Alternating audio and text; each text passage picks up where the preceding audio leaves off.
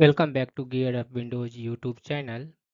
In this video, we will guide you on how to set Google Chrome as default browser on Windows 11 PC.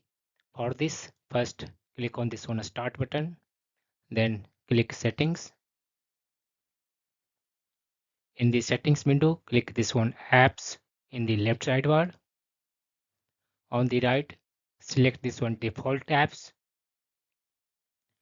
In this one Search Apps box, type Chrome. In the search results, click on this one Google Chrome entry. At the top of the this one window, against make Google Chrome your default browser, click this one set default option. That's it. Now your default browser will be Google Chrome on Windows 11 PC.